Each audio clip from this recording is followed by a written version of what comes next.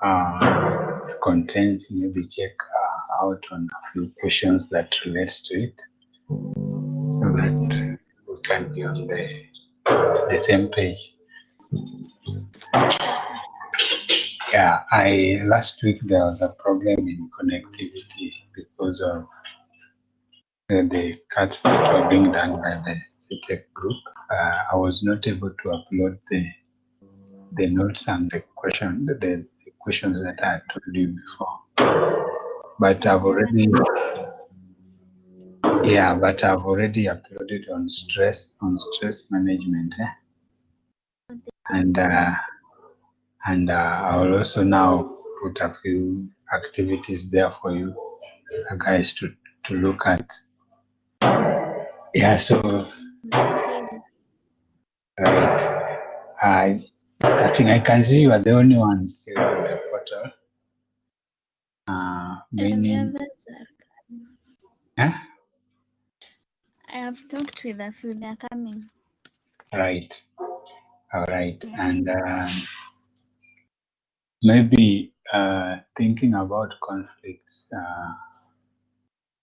These are things that we normally meet in life because of various challenges that exist, and desire to have what one wants, and conflicting needs that arise, and they end up causing conflict to as many people as possible. But of course, in organization setting, conflict may arise, and it is the duty of managers to deal with them and to resolve them. And that's why we want to look at it, and how we can be able to look at what causes conflicts in organizations, what are the consequences of conflicts, and what are the measures that can be used to reduce conflict. That is essentially what we want to look at. Maybe the next 20-30 minutes we could be done. That's right. And that meaning and definition of conflict placed there, it tells us this is a struggle between at least two interdependent parties.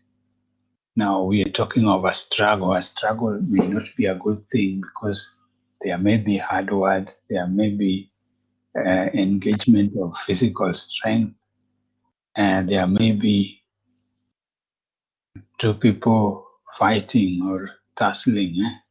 That this is mine, you don't need to have it, you must not have it, give it back to me, and such kind. And I remember as people are growing up, especially if you're in a family with quite a number of siblings, there are times when conflict over things, over toys, over space, over who to get that gift or that gift comes about, and there's that so much struggle. So again, another thing is that there's interdependence, that these are parties who depend on the other, they depend on each other, and you find that there's a struggle. And sometimes you find that the goals of one person may be different from the goal of another person, and this can lead to a conflict. Another would be resources that may not be enough for everyone to be able to access or to be able to use. So you find that such can lead or can generate to a source of conflict. And of course, conflict tend to end up maybe interfering or preventing people from achieving their objectives. That you have an objective, but then because of resources, because of people fighting here and there, you fail to achieve your objectives. Now, I want us to maybe identify some of the causes of conflicts, especially in our environment, or at home, or in the churches, or in the communities that we are. So I want us to give our suggestions on where conflict come from, especially at home, in our social places, the churches, the clubs, everywhere, the community, and even with our colleagues. So maybe you can unmute and do a suggestion. Let's hear from Caroline. Caroline, welcome. Hi, Caroline.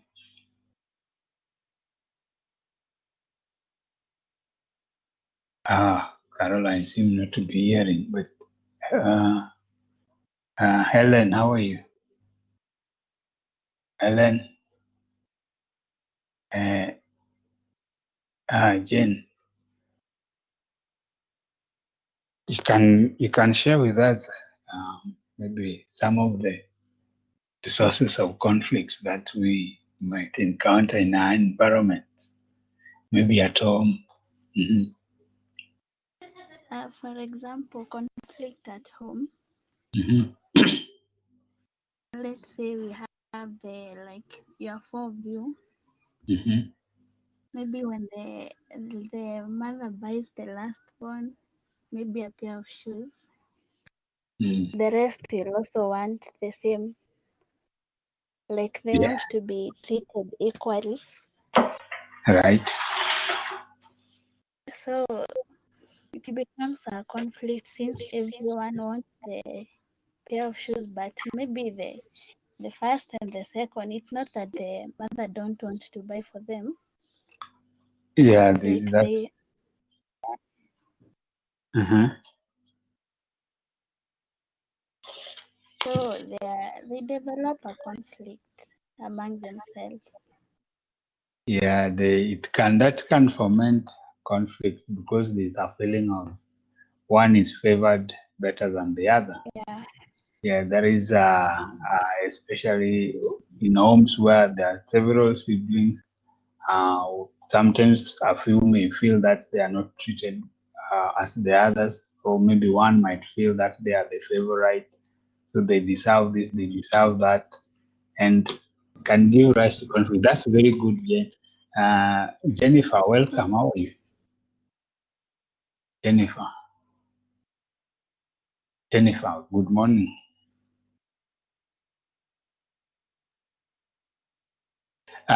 Can you share with us where are some of the sources of conflict at home? Maybe you can state or mention.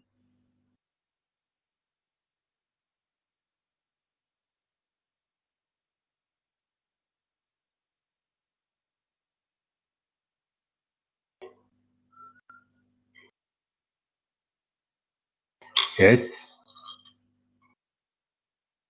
Jennifer, are we together?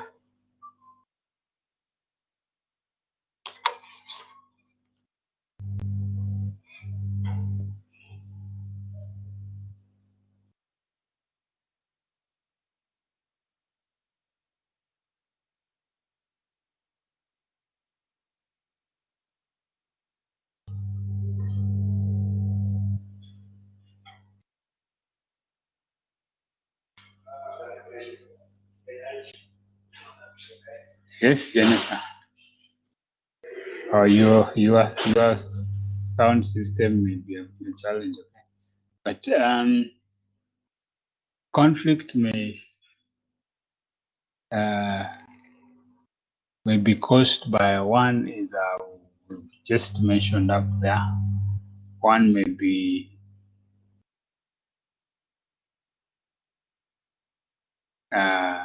scarcity of resources. For example, we might be able to talk about scarcity of resources. You find that, Jennifer, I think your sound is a problem, but you have told us there lack of proper communication. That actually can be an important contributor, especially when information is not passed in. appropriate way, it can lead to maybe missed opportunity, missed plans, and that can actually give rise to conflicting situation. Yeah, that's good. That's good, Jennifer. And but I've placed there scarcity of resources. Scarcity of resources, especially in organizations, you find that not just in organization, even at home.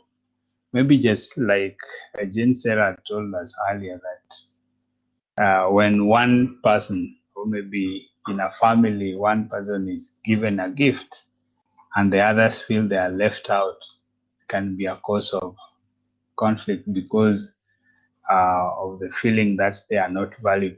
But it may be as a result of there was not enough resources to obtain gift for everyone. So maybe a family has to make choices that this time round you're going to buy a gift to one person. The next time another will be the person to get it. Then another time. That is one important. So scarcity of resources can be very important.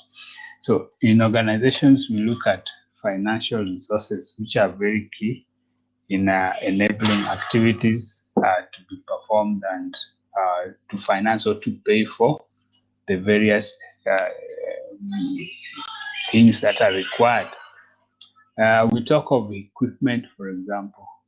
Uh, let's say computers. If there's just one computer in an organization, then who is going to use it? Or it is used communally. Everyone wants to use it. So sometimes another feels that you have used it so much, or you are the one who spent all the time with that equipment.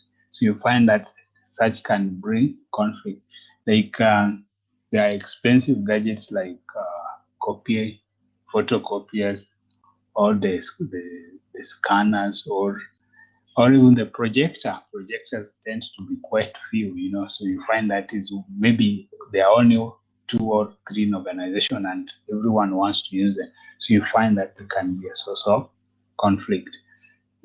Things like facilities cannot be maybe inadequate to give capacity to everyone that wants to use. Maybe any other resources that we can add up there. Caroline, are you there now? Yes. Yes, Caroline. Is there any other resource that we can mention that can be a source of conflict in organization?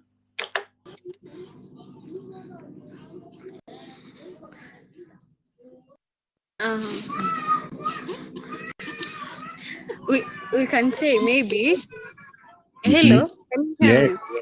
yes. Maybe facilities like toilets, Mm-hmm. whereby some people are given special treatment, maybe to use the privileged ones, and the other ones are Yeah, go down to the pit latrine. yes. Uh-huh. Yes, uh-huh. That's good. That's good. Yeah, Helen, are you there? Helen, you can share with us any other resource that can be a cause of a conflict?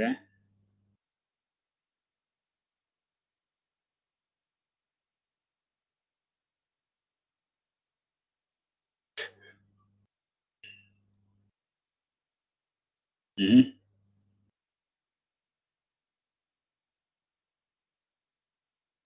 Yes, money. Yeah, yes, money is an important resource, and when it is scarce, it can be a cause of conflict. Uh-huh. Money is important resource.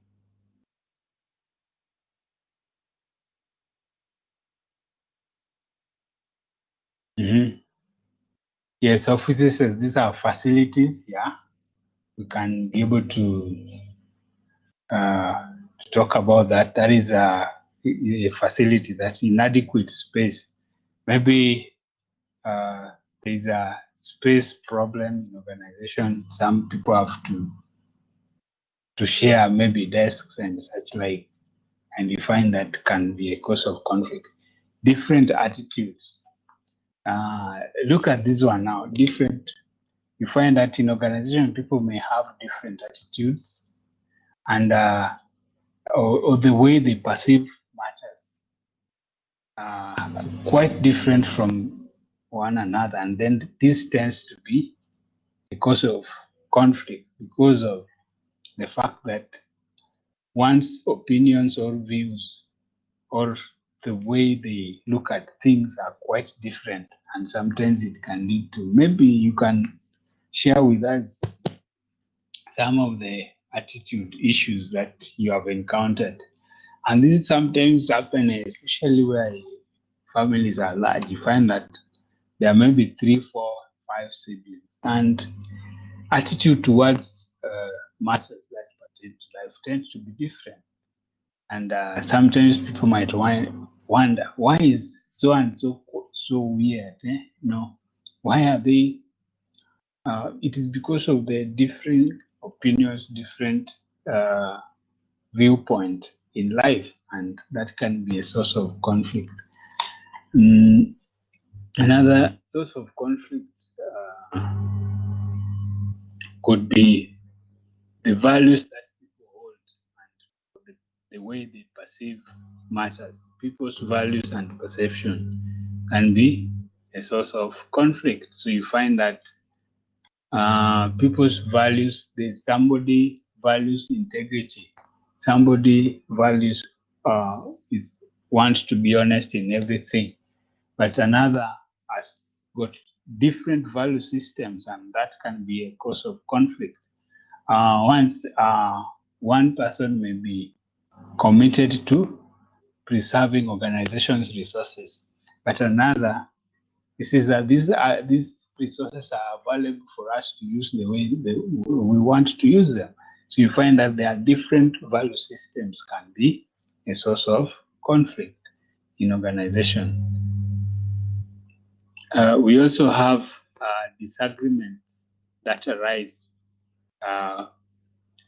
from very different members. For example, you talk about people have got different needs, people have got different priorities and different interests, and such different needs, priorities, and interests, when they differ, you find that it can lead to conflict among the members of the organization.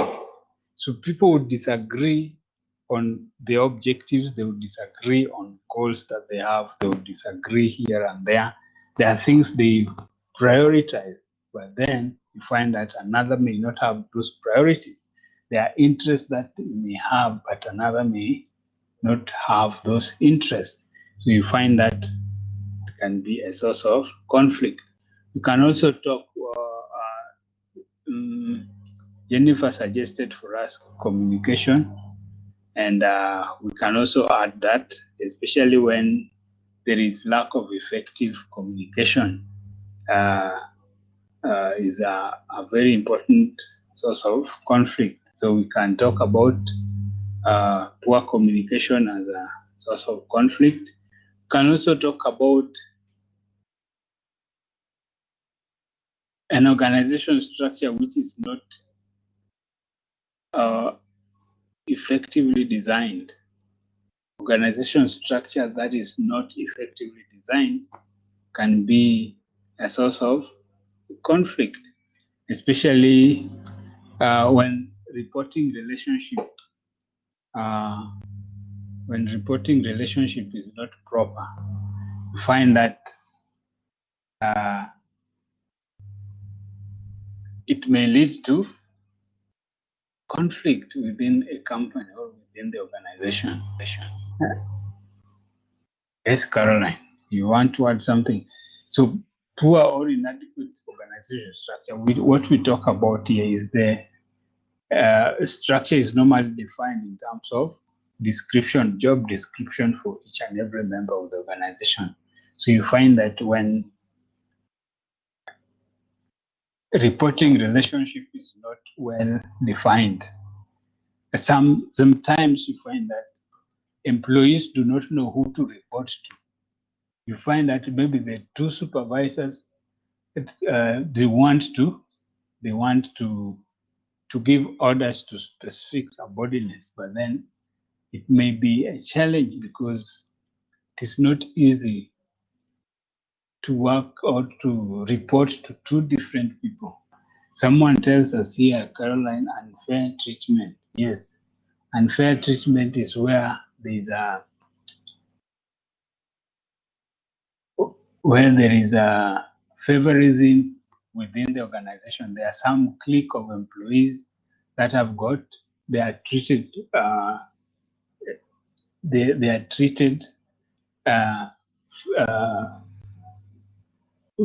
they are given priority, they are given better treatment than others. They are like sacred cows within the farm. You find that in such cases, it can lead to conflict. You find that there are those who get better treatment may be loathed or may be hated by a group that feels that they always get unfair treatment. Another thing Jennifer's added there, which is very important, this is inequity. Inequity is whereby somebody gets credit but they do not deserve, or they get rewarded yet they do not deserve it, or they get a promotion which they have not worked for. You know that their papers are not good enough, or their work outcomes are not very good, but they get the promotion or they get the reward. So in many cases, it can be a cause of conflict. So those are very important that you will be able to add there. We can also see that that lack of team effort, lack of teamwork, for example, can be a source of conflict where people are not willing to work together. You find that you decide to work as a team, but there are those who try to beat or to cause disharmony within the organization. So you find that the disharmony may create conflict. People do not want to cooperate with the other members. So you end up causing a lot of problem within the organization to the fellow employees.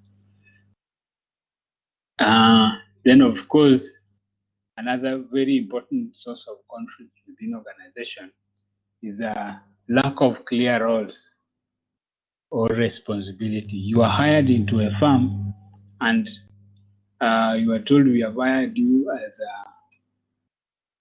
as maybe a restaurant supervisor, but then your manager wants you to go to the kitchen and prepare meals, for example, or you are given other tasks which are not related to your job description.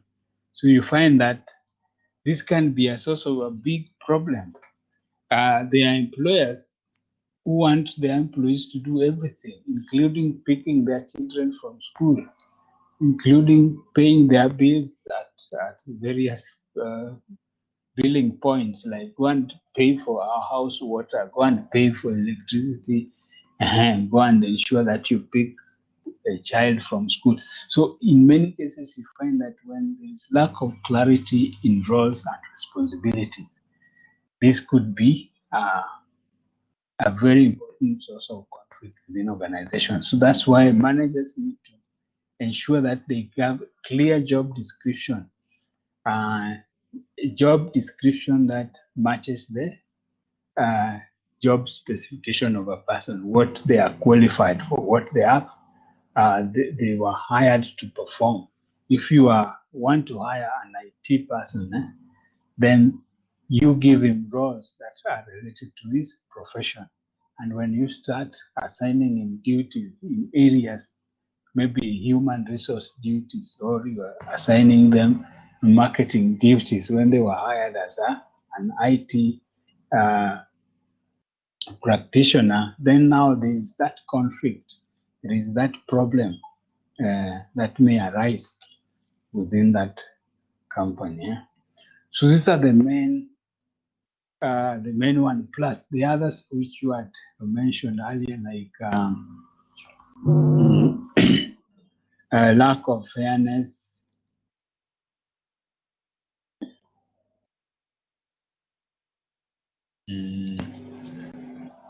Someone said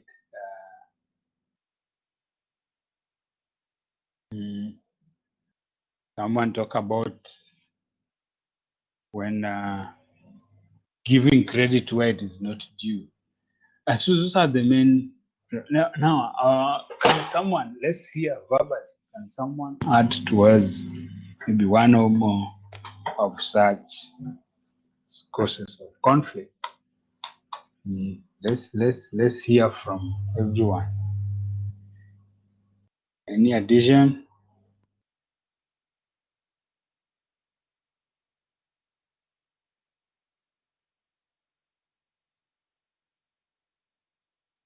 Any addition?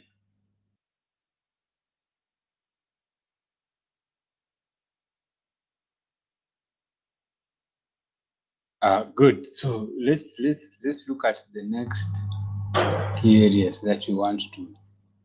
Consequences of conflict in organization. When we talk about consequences, we talk of Catherine. Welcome. We talk of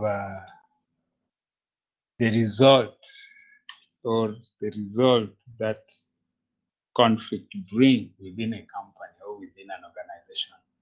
What could be the sources of conflict? Now we can view it from the family perspective. When siblings are fighting, what are some of the results? When there's issues at home, what could be some of the results? Let's hear the contribution from Catherine, who has just joined us.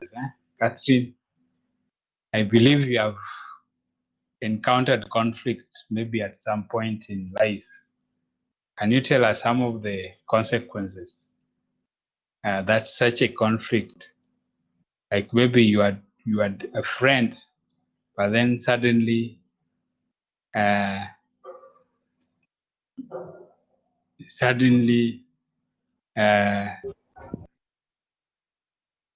you have fought, you have disagreed. Mhm.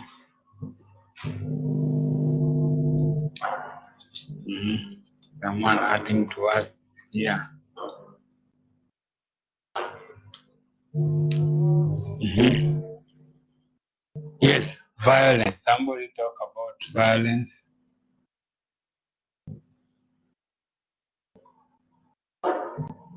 These are, you can hear good contributions. I can see people are adding up their input. Like mhm.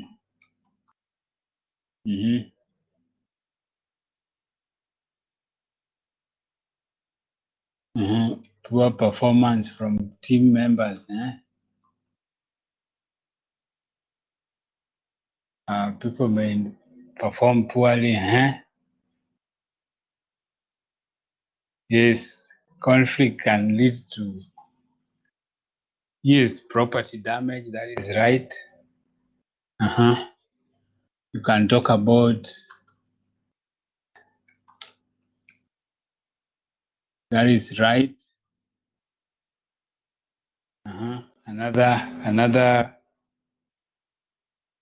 Another consequence of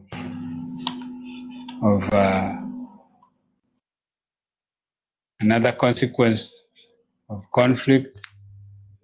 Let's hear from everyone.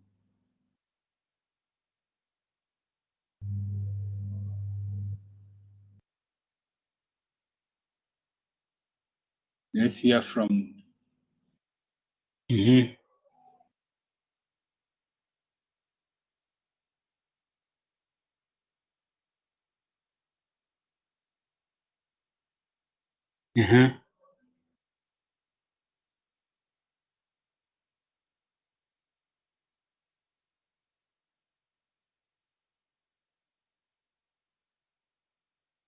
Yes, let's hear more.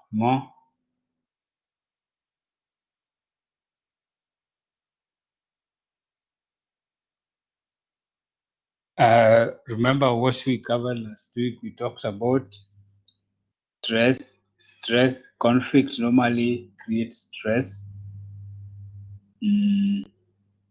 Conflict can lead to staff absenteeism. People who have fought and they feel ashamed, they tend to absent themselves. So we talk of stress among employees, can cause stress, can cause absenteeism.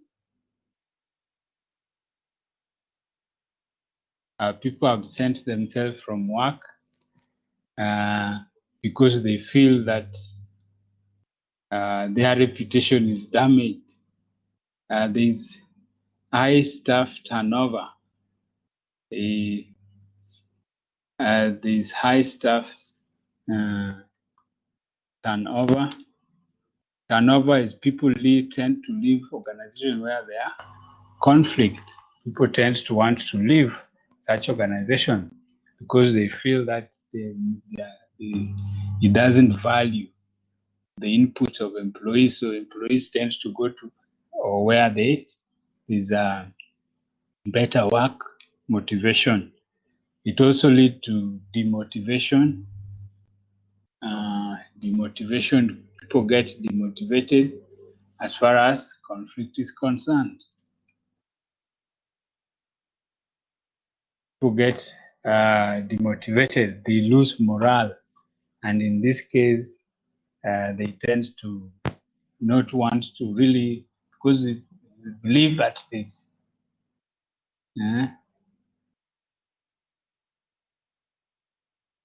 yes, lack of teamwork, lack of people are suspicious of one another.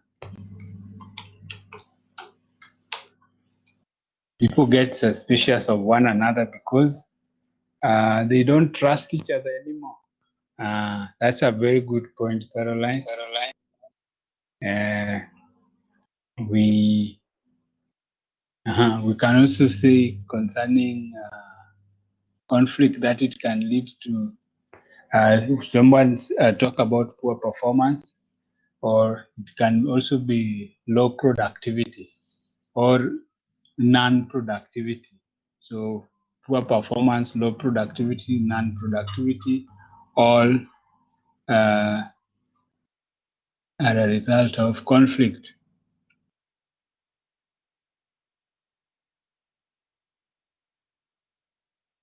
So you talk of low productivity, poor performance, and such like, they are more or less the same thing. You are now unmuted. Now, let me, yes. Is lack of motivation and lack of morale more of the same thing? Yeah, they are more or less the same thing. Morale, motivation, the same thing, right? Now, I want you to suggest, are there positive results that we can be able to derive from conflict situation?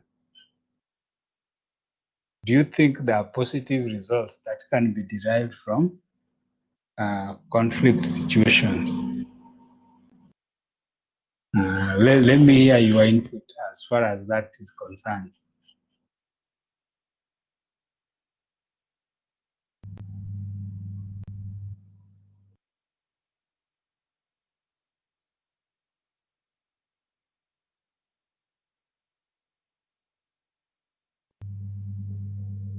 Let me hear your input.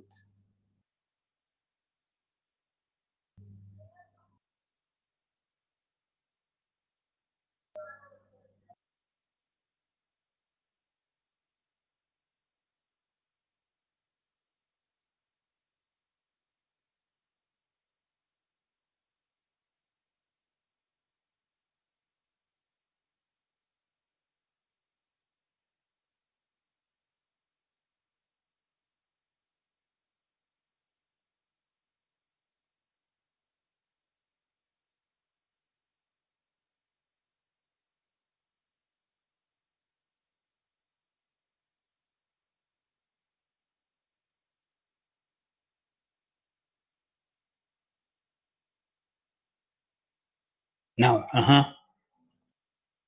and creation of job opportunity. How does that come about? How does that come about? Creation of job opportunity. How would that come about?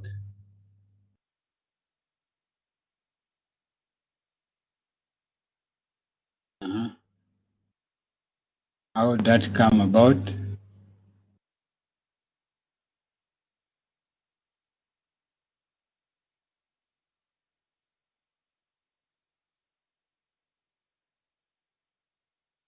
Yes, Jennifer, you can be able to share with us about the point you have suggested. Tell us, how does that create job opportunities?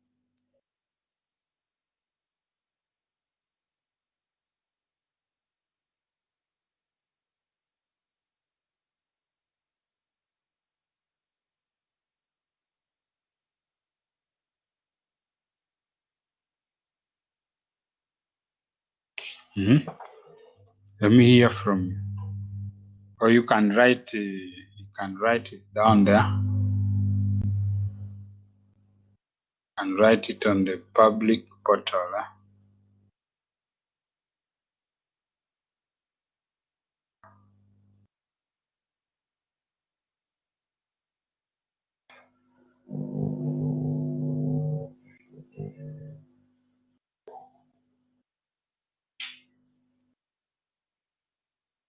Yes, there is another point there which is very important. That is another constructive effect or positive effect of conflict. So we can even put it down there as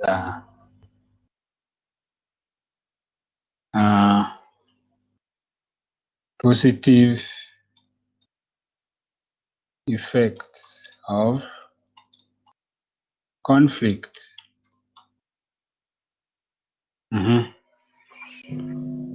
Yes, Caroline, that's a good point. It can make us to be flexible, especially if conflicts arise because of lack of resources or inadequate resources.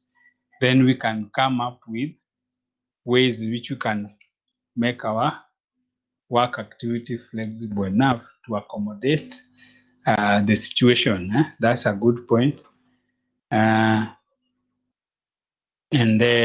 Yes, you've also talked about it. It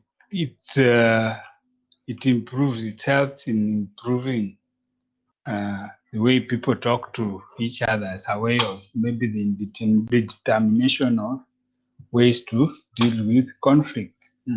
That's a good point. Then, of course, we can say that it leads to creativity. Creativity because people come up with ways in which they can handle situations that affect them, or they come up with ingenious ways of going around the fact that there is lack of adequate resources. Yes. Yes. Sorry, can you speak it again?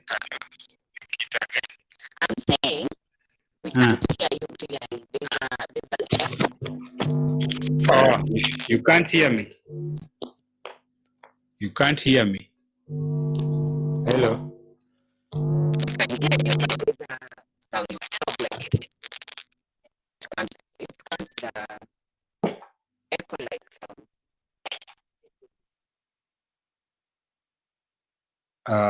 Just type it there. Caroline, can you hear me? Can you hear me? I can hear you, but I cannot hear you clearly. All right. Let's try to improve. Let's try to improve. So seeing that the first elements we mentioned were negative effects of stress of conflict, but also there are positive effects. There are what conflicts can possibly bring organization to be able to achieve. And we have mentioned a few of them you have mentioned there, which are quite right. And we can also talk of creativity. We can talk about improving decision making. It can improve decision making. It can also encourage people to develop interest in the organization, especially when it regards dealing and solving problems. Another thing someone has mentioned there, reconciliation. It can trigger the desire to have someone who wants to conciliate the others who are conflicting. People who are conflicting. Hello, can you hear me? I believe you can. Now, I want to ask us a question. What are the signs that there is a conflict among the members? What are the signs that there are conflict between employees?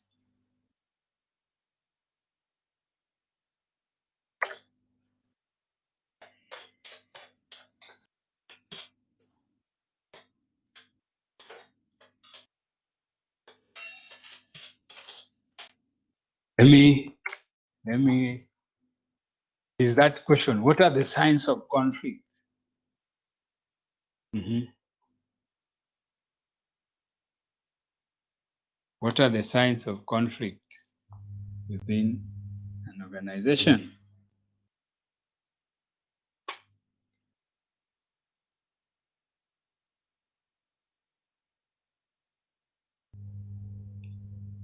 Uh,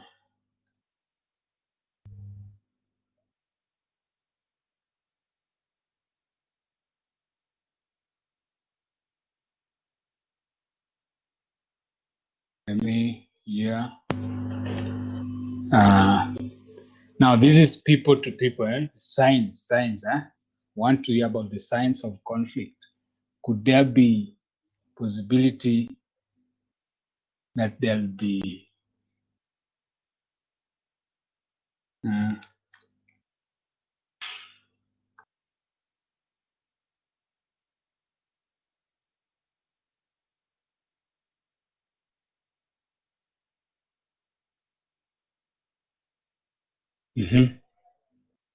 No, these are consequences, but I want to, yes, I think one person has got it. Tense relationship. There's that tension between members. These people are not talking to each other. Tension. You can feel a heavy atmosphere. Yes. I don't know whether you wanted to write blackmail or bad email.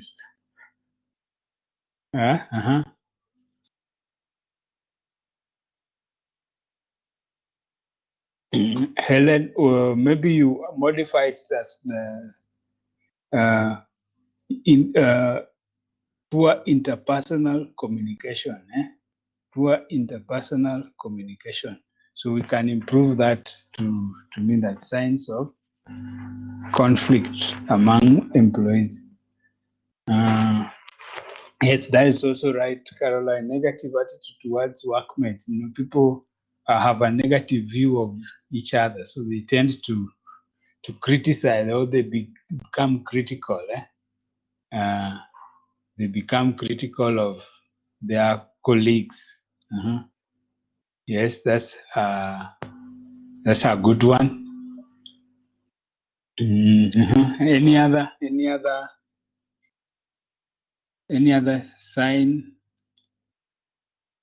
signs of conflict?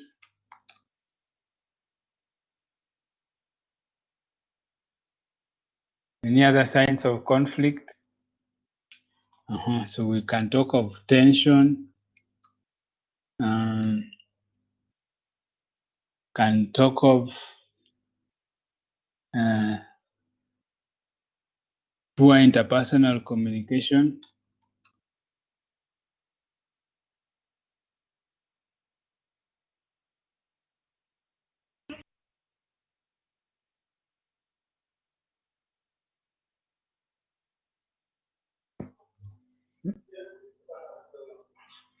Mhm. Being critical of workmates.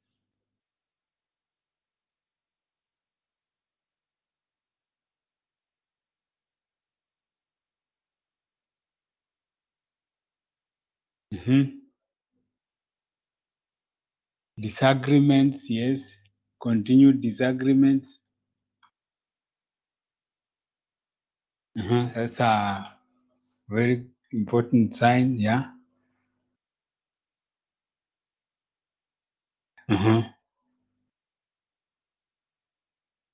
Yes, so we can see that signs of conflict can be indicated by all that we are trying to mention right there.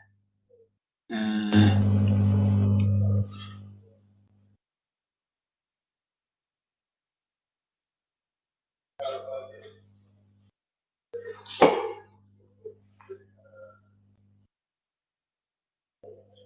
mhm.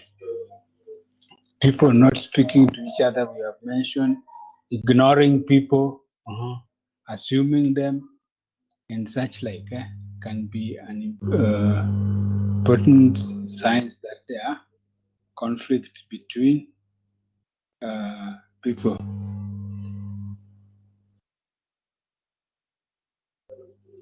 People working towards the downfall of each other.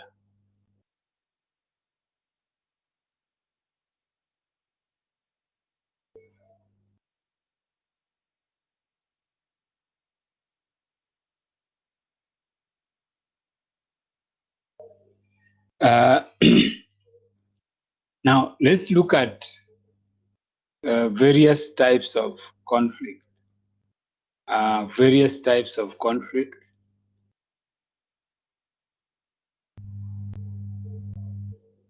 Look at various type of conflict.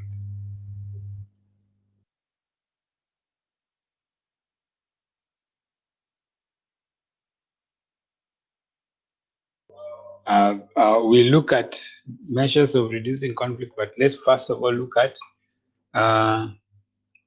types of conflict.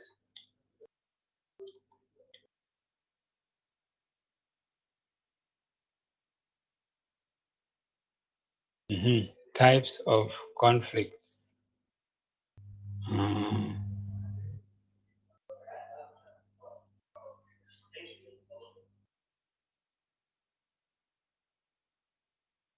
Types of conflicts. What do you think? Who has got a suggestion of the types of conflict that we might come across?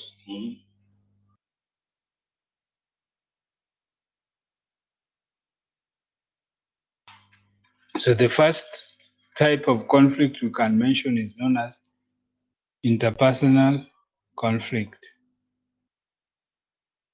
Interpersonal conflict. These are conflicts between people at individual levels. These are conflicts that affect people at individual levels.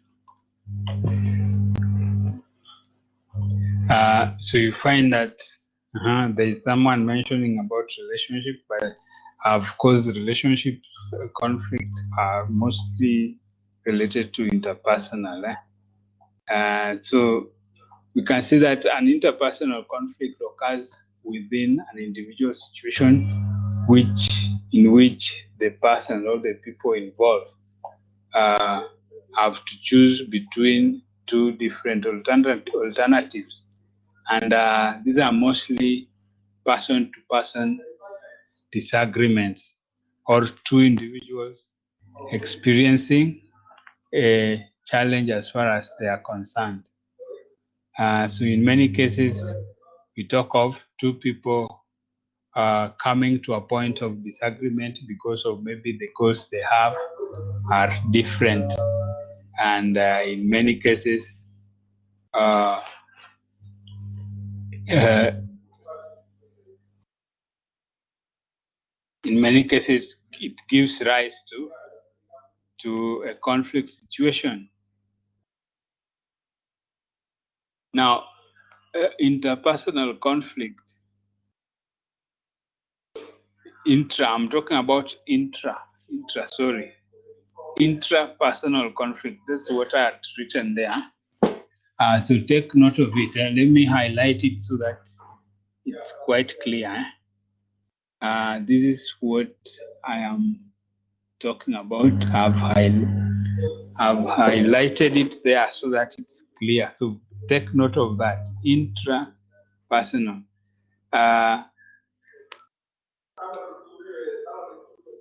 It is intrapersonal because it relates to an individual in situations in which they must choose between two alternatives. That's a conflict within themselves, a conflict on choice.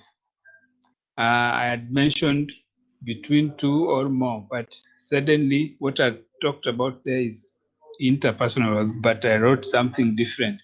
Intrapersonal is a person with themselves and situations that they face that lead them to make a choice or make a difficult choice between alternatives. Now, I want now to give us the meaning of interpersonal conflict.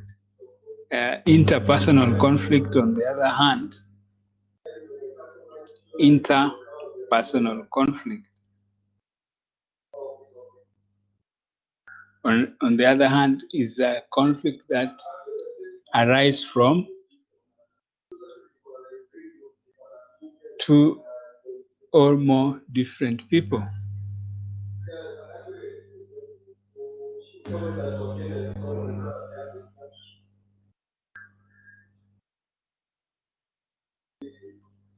So these are conflicts that arise from two or more people, and they may tend to conflict over the resources that they have.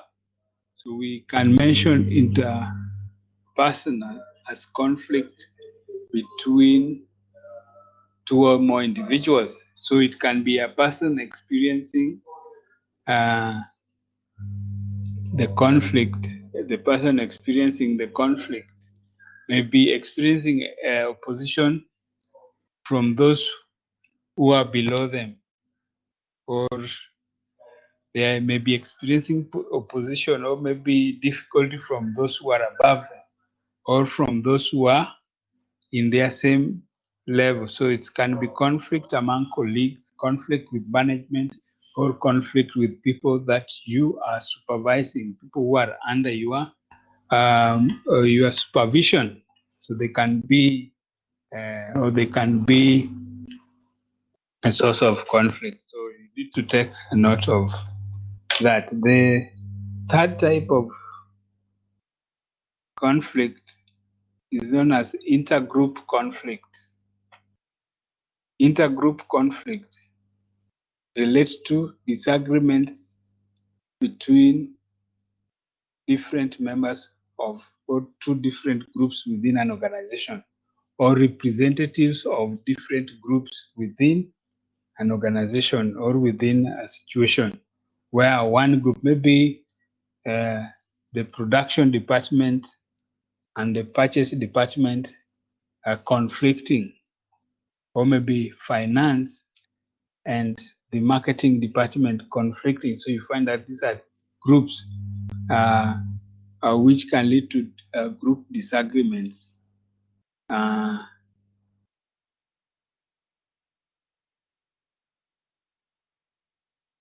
in many cases, you find that intergroup conflict may arise because of a lack of clarity on role performance by different members, that one group may not understand their actual role, that what kind of role they're supposed to play in a particular situation. So you find that it gives rise to conflicting behavior. So when we talk of intergroup conflict, we refer to conflict between different or representatives of various groups.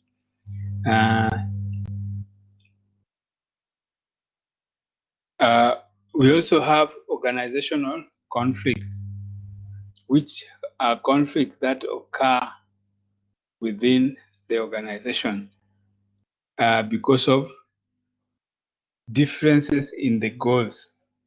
Organizational conflict arise because of differences in goals that are being performed by members.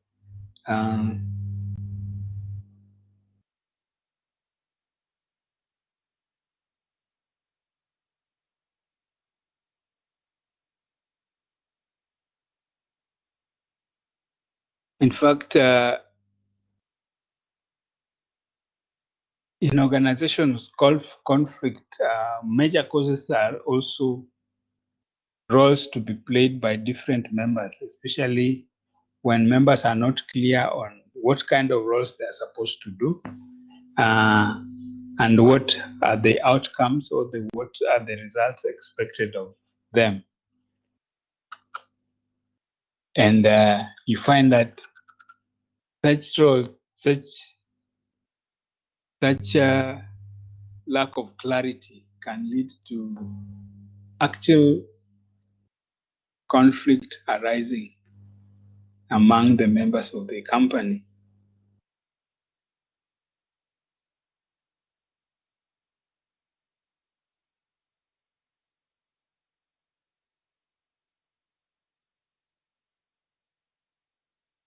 So there is what we call role ambiguity. In other words, why do organizational conflicts come about? Because what we call role ambiguity, which occurs when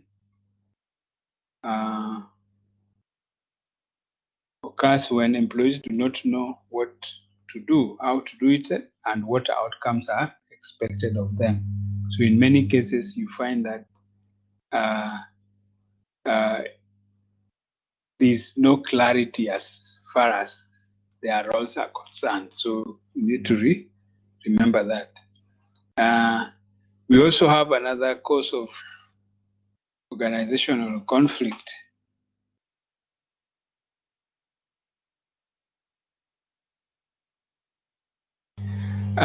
Is role conflict. Role conflict occurs when two or more individuals are assigned, or two or more individuals in different positions are assigned the same role. So they find it, who is supposed to achieve what, who is supposed to give what outcome. So you find that it tends to lead to conflict between these two guys because they have been assigned roles that tend to be the same. So there is the roles that conflict with each other. So that can also be a cause of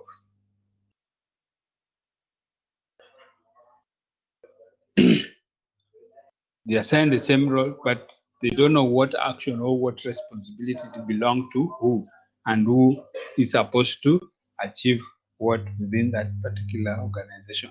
So those are kind of things that you need to remember as far as types of conflict are concerned. So the last areas, measures of reducing conflict.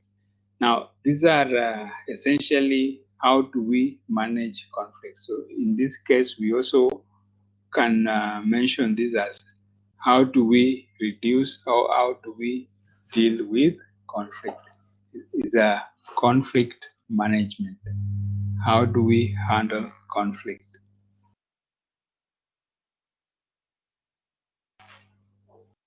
This relates to ways in which we can handle conflict or strategies that we can use to manage or to deal with conflict.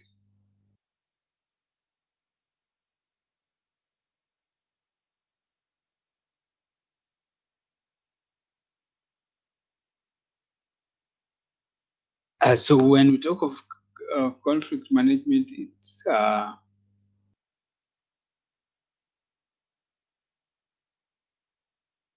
members of organization need to be able to identify what the conflict are. Look at the areas where there are agreements and areas where there are disagreements.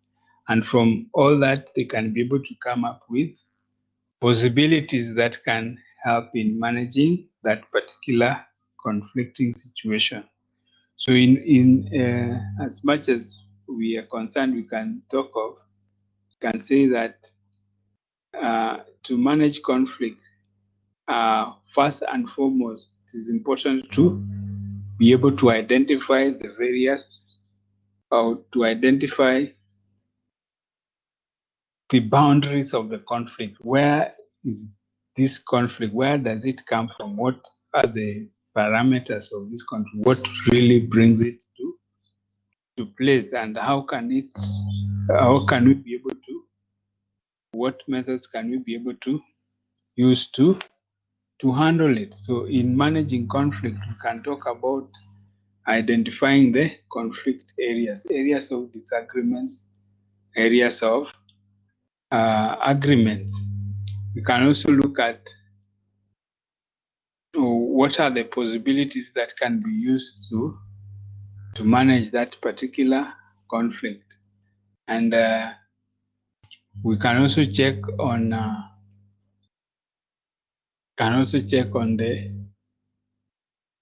the ideas and attitudes or feelings that people express as far as the conflicting issue is concerned. And then there must be that willingness to accept the help from outside. So in many cases, it is important to be open. So in managing conflict in this sense, we can be able to talk about getting to understand the conflicting situation. What are the factors of managing it in the most effective ways? And what are the issues involved? And of course, be willing to allow outside parties to get involved. So in that case, it can give us better opportunity to handle a particular conflict. Now, I'll give us some of the techniques that have been used or strategies that have been used to manage conflict, and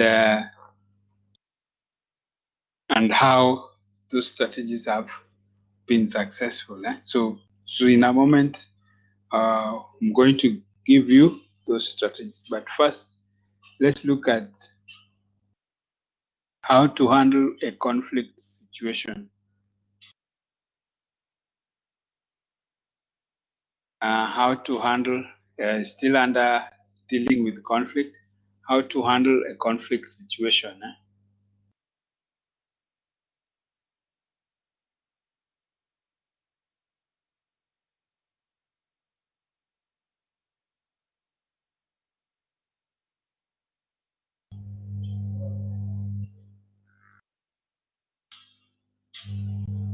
Now, when handling a conflict situation, it is important to determine the person or group with whom there is a conflict. So the first thing one needs to do, get to know who is this person, who are these parties to the conflict, get to know who they are. So you identify the person who is the party to the conflict. So get to know the parties to the conflict, because that's the most effective way of beginning a situation of handling. Secondly, get to analyze what are the causes of this particular conflict. Once you get to know what causes the conflict, then you are in a position to deal with it. Next is consider alternative strategies of conflict management. Now, we are going to look at those strategies in a moment, but that is something that must be thought of, put in place in dealing with a particular conflict, after which you can implement, you can choose the strategy or strategies that will produce the best results, and implement that strategy, put it in place, and evaluate the decision. Now, this handling conflict situation can also be referred to as the conflict management process. So it's very important. For example, these conflicts that arise in organization, people are fighting because there is inadequate resources. It is important to know who are these people fighting over resources, and get to know what is the cause, what kind of resources have caused conflict. Maybe they are equipment, maybe they are materials. Now you need to identify that. Then come up with strategies on how to handle. Maybe you can talk about sharing. We say that you have inadequate resources. Maybe you put a timetable or a schedule on how each and every party will be using this particular resource. Maybe it's a computer, maybe it's an essential equipment used in a kitchen, for example. So you place a timetable on how those issues are going to be dealt with.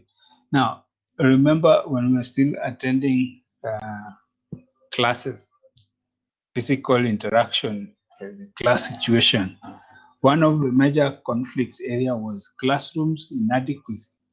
Sometimes you find that there are several units to be taught, different groups to be taught, but there would be inadequate rooms.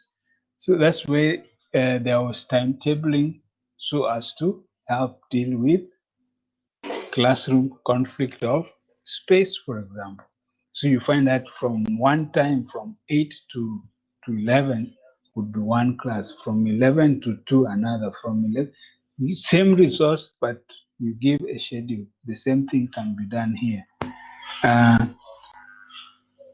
Choose strategies. I told you we are going to look at those strategies. So we'll be able to look at some of those strategies that can be used to help manage and deal with conflict. So conflicting situation is very important because this is something that you will meet up with it in organizations. At your workplace, you'll be able to, conflict definitely will arise, and you must be able to handle it. The key thing is implementation and evaluation of the outcome after you have done that. Now, I think it's time for us to look at some of those strategies.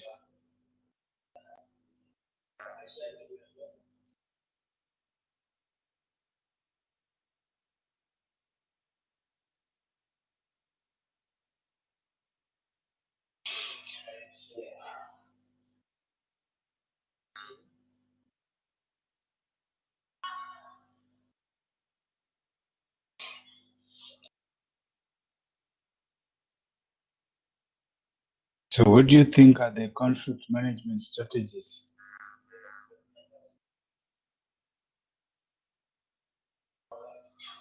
What do you think are the conflict management strategies?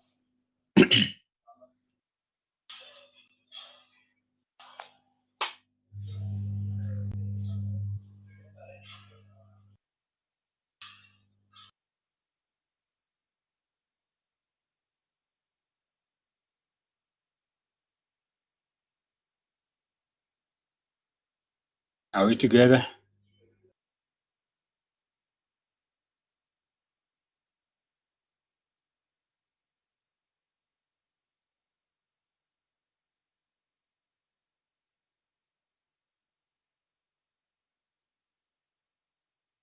Now, I want you to suggest some of the conflict management strategies that you can come about. I know many a times you have encountered two conflicting parties. Maybe your friends are fighting over a resource, or they are fighting over a person, or they are fighting over an issue.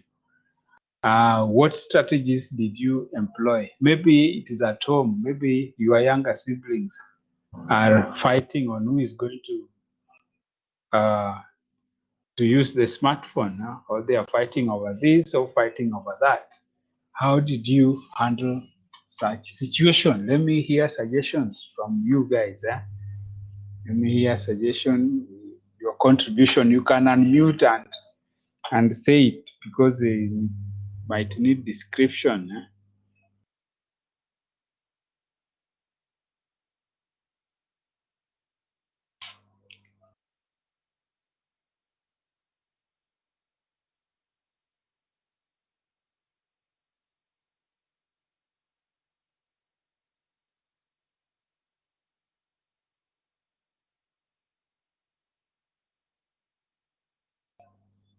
Let me hear your sharing.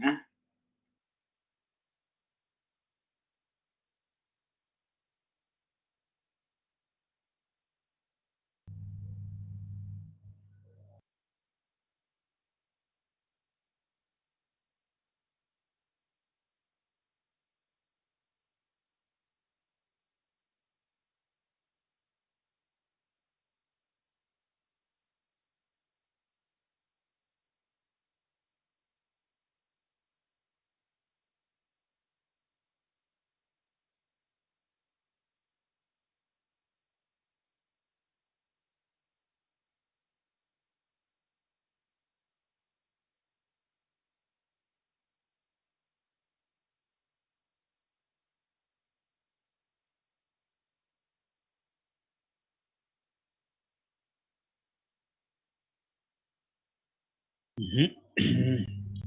Yeah, I think we can now take a look at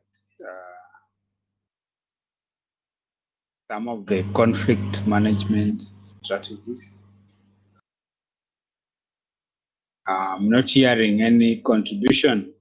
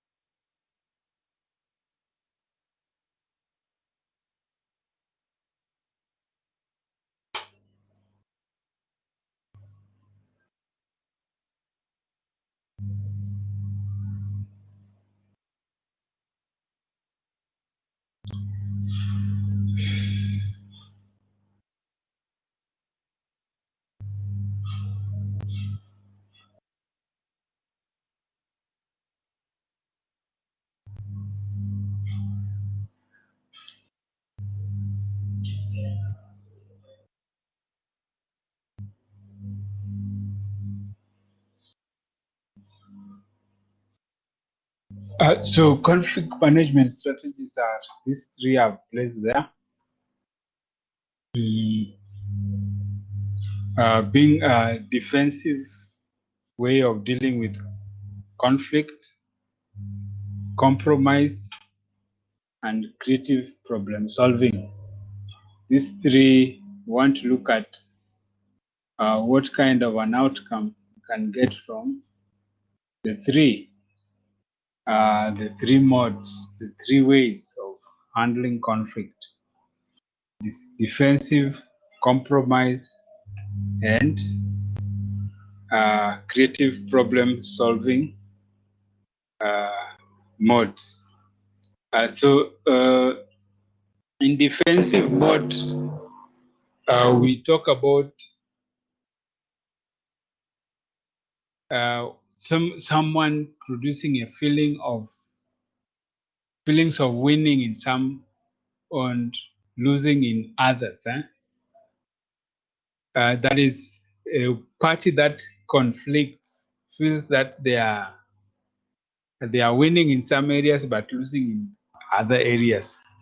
Or there's usually a contention, and by trying to defend themselves or trying to defend their position, as a way of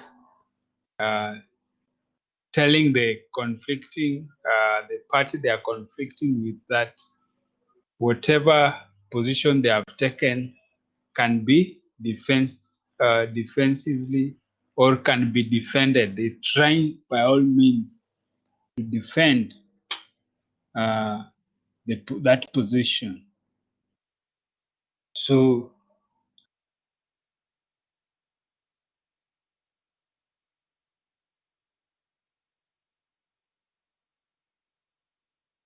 there are some of the defensive strategies that someone can use.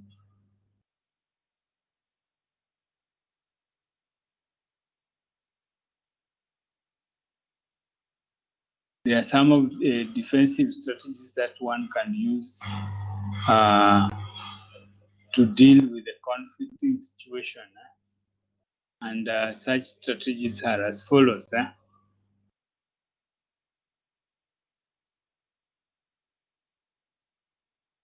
So let's look at the defensive strategies that one can use to handle a particular situation. The defensive mode, we can talk about separate the contending parties. For example, those people who are fighting, we can try to separate them so that they don't continue engaging in that particular conflict. So as a way of limiting or reducing that conflict is separate the parties that are fighting or contending with one another. Another thing you can use is to try to suppress or limit the effect of that particular conflict. So try to use tactics that will either make it appear that the conflict is not there, or try to cover it in a way that it will not cause disruption to the entire organization.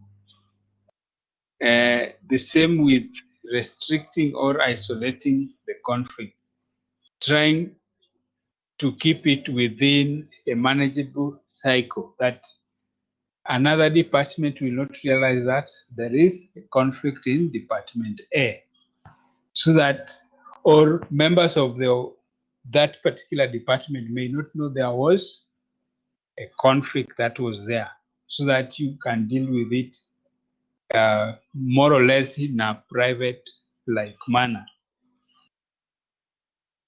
Then smoothing it over or finesse or through organizational change is that you change or you modify the way things run. You change maybe management. You can be able to change the supervisors. For example, the conflict was between a supervisor and an employee.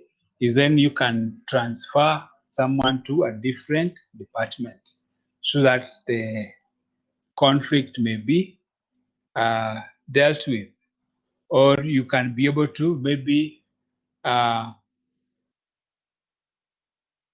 eliminate a particular department or a particular function. Or for example, demising maybe a role, like say that this particular role of maybe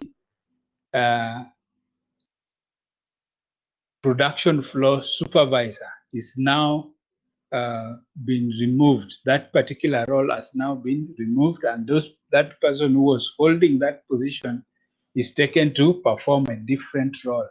Like for example, if a restaurant supervisor was a particular role that caused a lot of conflict with maybe waiters, for example, then that role can be demised, and then can be taken over by the hotel manager. That is management. He manages the hotel together with the restaurant, so that you don't have any more restaurant supervisor. That way you can be able to deal with it. Then another thing is avoid the conflict that is conflict avoidance, especially ensuring that it doesn't bring destructive effect to the organization or to the members of the firm. See, so what you try to do is to limit its effect on the employees. Let's look at compromise. Compromise, what does it entail? As far as we are concerned, what does compromise entail?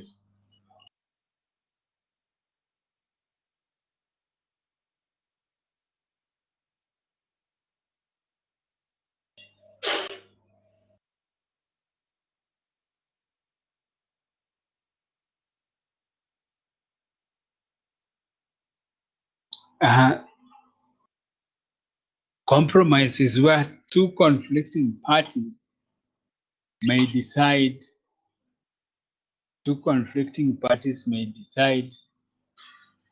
to lose something so that they might win another, especially to lose, for example, to give ground or to surrender ground so that they are able to win, maybe the trust, to win maybe to gain what is called peaceful coexistence. So in other words, compromise tends to deal with one party, both parties ceding some ground and so that they can win another ground. So they agree to lose something so that they can be able to gain maybe harmony or peace. So that it relates to compromise. So they come to a compromising agreement that we are going to do this and that so that we do not always be found to be conflicting. Creative problem solving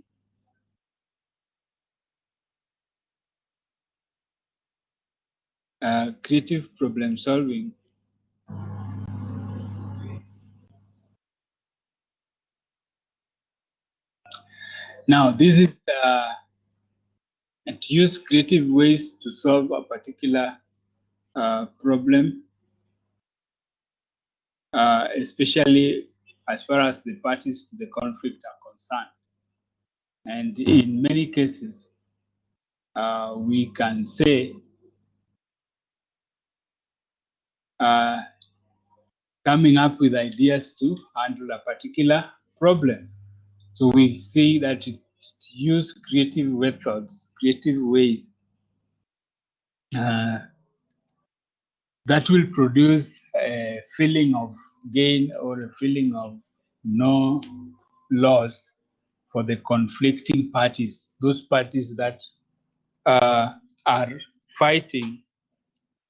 They'll be put in a situation whereby each one of them feels that they have not lost ground and that they have gained something. What do you think? Two people are fighting over a resource, and then you come up with a way in which you handle their conflict or their fight so that they have a feeling that I have not lost any ground. I have gained something out of it. So that needs a lot of creativity on part of the individual that is solving the problem. Now, in other words, it leads to what's called a win-win situation. The conflicting parties feel that there is something they have gained and they have not lost any ground. So we can put a few things down here to help us understand better. So we can talk about initiate a discussion as regards those issues that may cause a conflict. Then, of course, you ensure that each individual respect the differences that all of them have. And then the parties must agree. The parties must agree onto the solution. In other words, they come to an agreement where each party to the conflict feels that there is something that they gain as far as that issue is concerned. So that's what we mean by creative problem solving. So in other words, the problem solver does not necessarily side with one party, neither do they castigate one party, so that each member feels that, or each member to the conflict or party to the conflict feels that they have gained some ground and have not lost anything in that matter.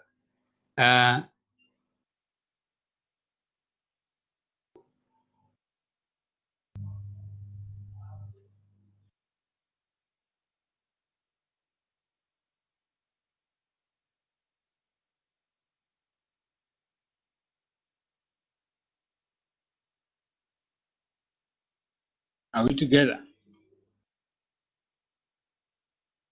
So you find that at the end of the day, these parties to the conflict must have to come to a point of agreement, a point of dealing with the issue. For example, clearly defining the central issue, differentiating viewpoints, making sure that each person clearly states their intention, and framing the main issue based on common principles, and being an attentive listener and consciously focus on what the other person is saying. So the person who is handling the conflict must be able to act in that particular way so as to ensure that the two parties come to a point of agreement and the problem is dealt with. Good. So lastly, we want to look at some of the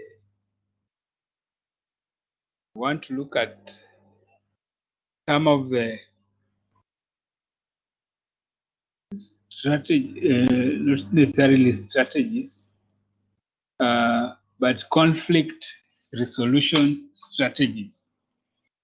Conflict resolution strategies that have been used in various areas, like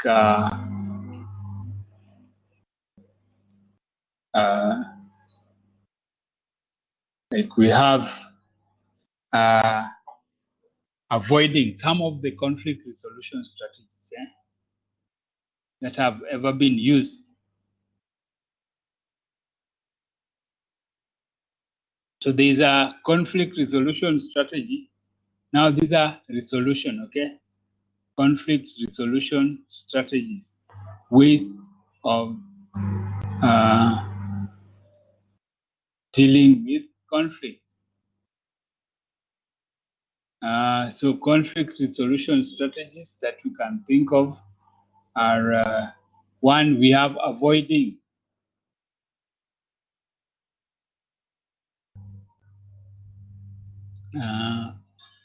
Avoiding essentially refers to ensuring at all costs you don't get into conflict. You tend to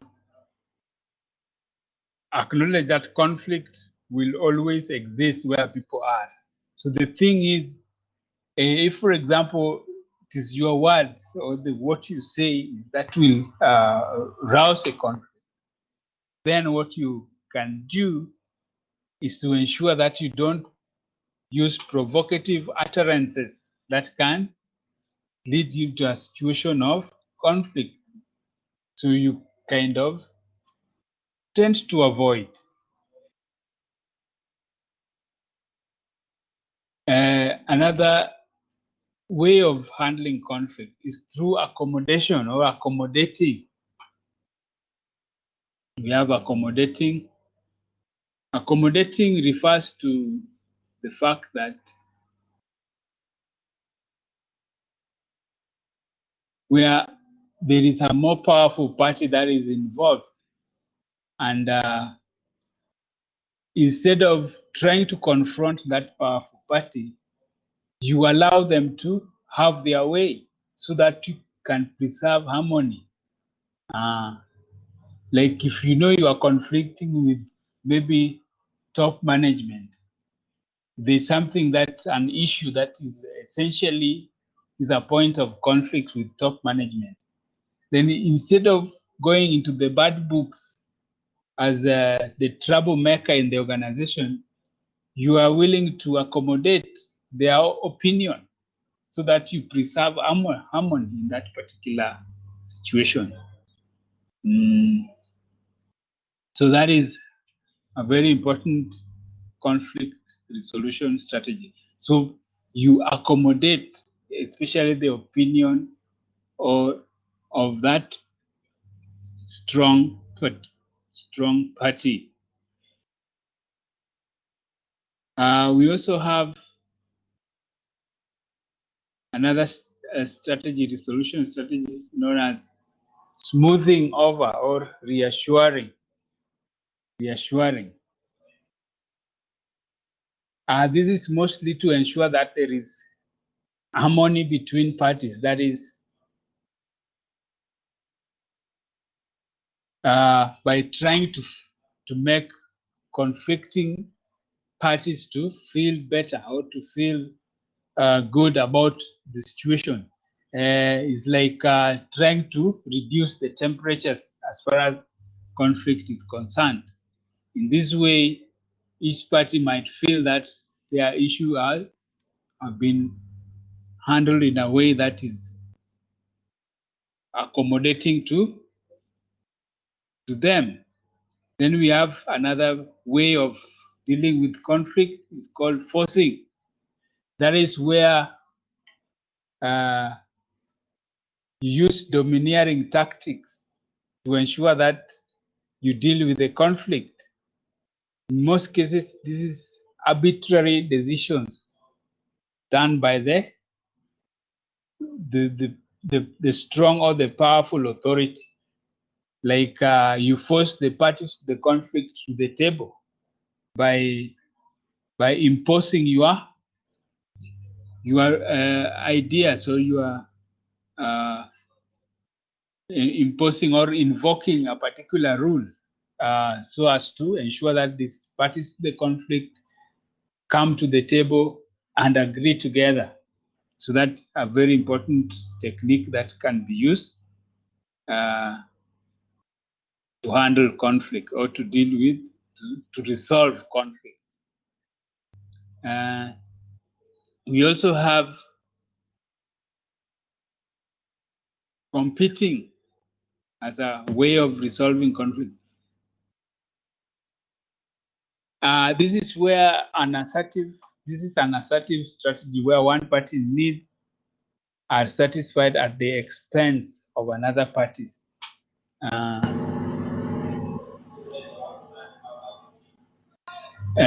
For example, this is where you have, for example, there's one position in an organization, and then there are candidates, especially with the internal hiring, for example.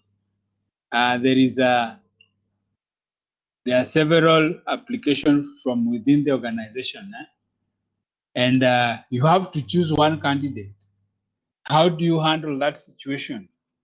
You know, of course, that it can create conflict. It's a conflicting situation. For hiring, for example, you must look at the strategy, the competing strategy, by looking at who is the best competitive, which candidate is the most competitive, and they are given that particular opportunity.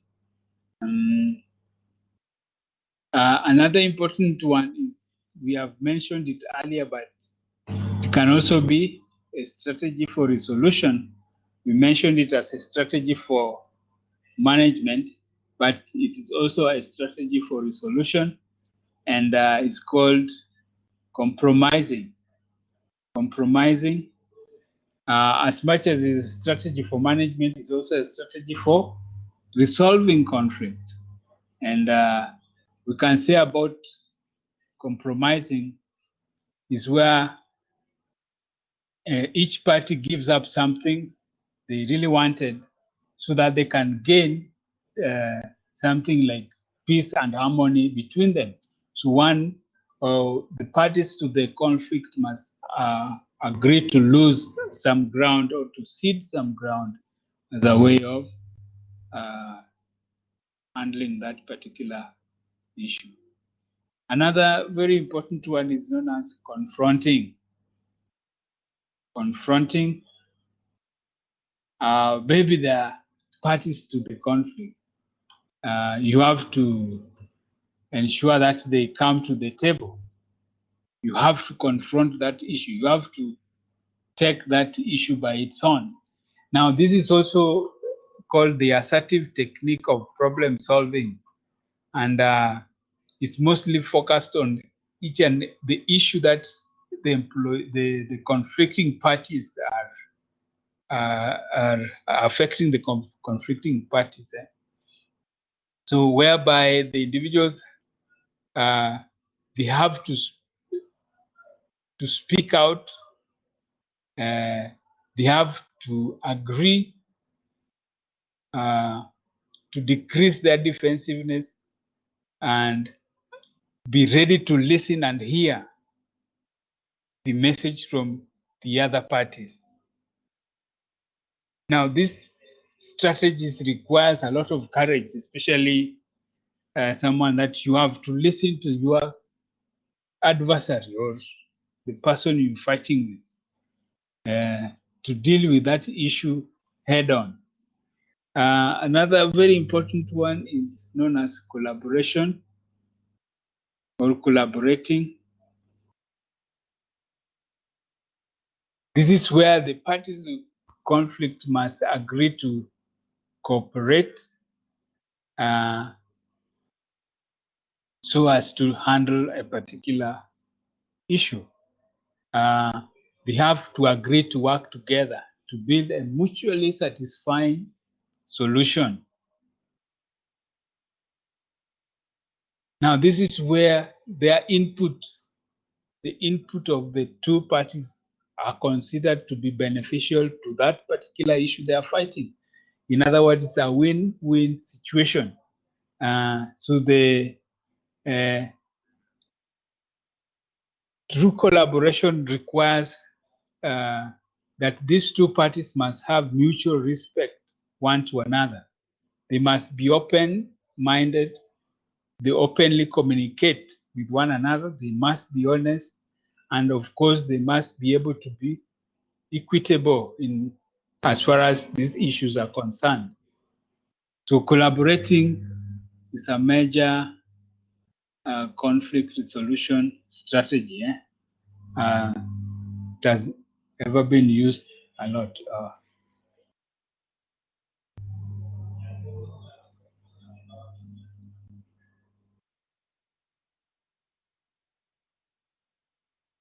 Another very important one is bargaining or negotiation. Bargaining. Now, bargaining has been used a lot, especially in sales and selling or in any organization where people want to buy. In fact, in purchase situation, it's like a conflict between two people. This one wants the item, this one wants to sell it, this one wants to buy it, and there are two people who are in disagreement. So they must come to a point of agreement. So it may not just necessarily be in that situation, but in many other situations as well. Bargaining and negotiation is very, very essential. So we can see that these are strategies that attempt to divide the rewards between the two different people, get something of value and pay for it. For example, rewards, power, benefits that are associated with getting and owning something. So both parties must try to come back and forth. That is, they must haggle. They must say, I need it this way. No, I can only take it when it is this way. Yeah? So they haggle over it until they come to a point of compromise, point of agreement. Now, bargaining may be formal or informal. So, in other words, it can be formal or informal. It can be done in an informal atmosphere or in a formal situation. So, those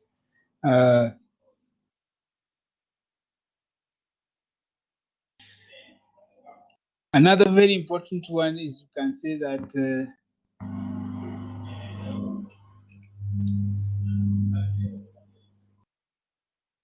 another very important conflict resolution technique is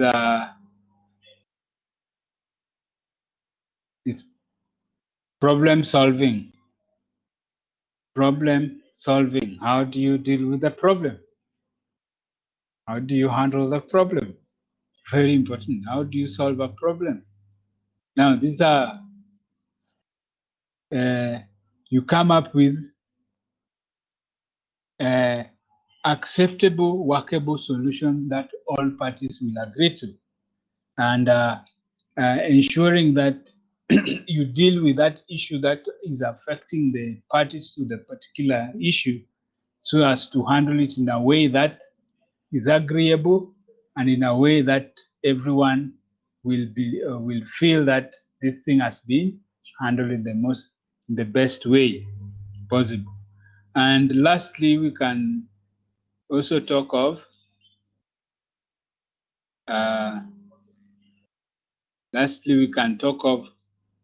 withholding or withdrawing. Withholding or with. Now, this strategy is also can be similar to avoidance strategy, whereby one party can opt out of a situation, or they resign, or they get out of the avoid participation. They can remove themselves in a situation. They can withdraw.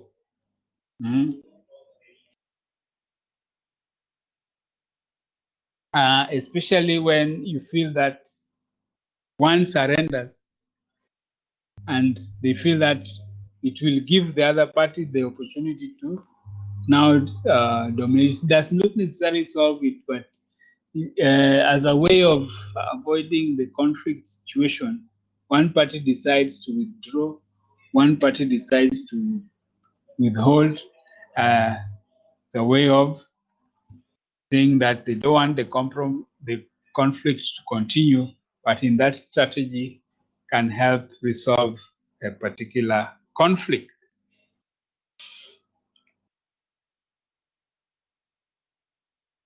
Are we together? Great, great.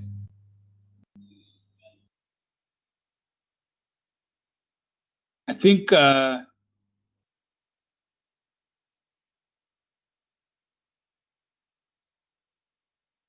with those, I think we can be able to call it a day, unless there are questions which you can push to one another, so that we can see how to handle them. But I want you to find out about these two areas. One, arbitration. Two, mediation. Arbitration and mediation. Arbitration, find out what this term means as far as conflict is concerned. Arbitration and mediation. I want I want you to tell me about those two key areas, arbitration and mediation. What are their importance in conflict resolution, arbitration and mediation?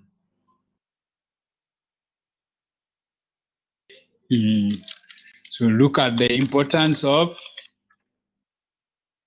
those two, the importance of in conflict resolution.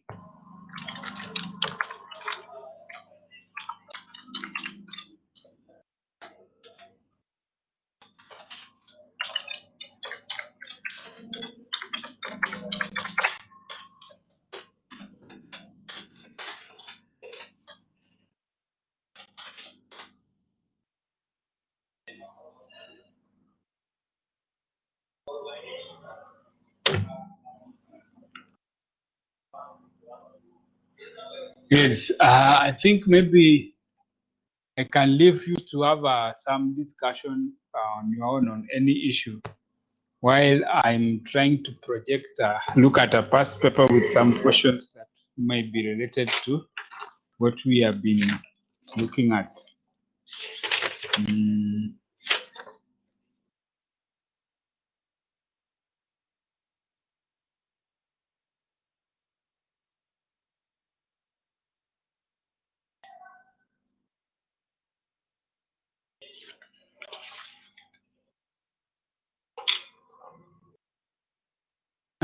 There's a question I'm going to put over there so that you can also discuss it. We already mentioned it, but explain the following types of organizational conflict. Explain the following types of organizational conflict: intrapersonal and interpersonal.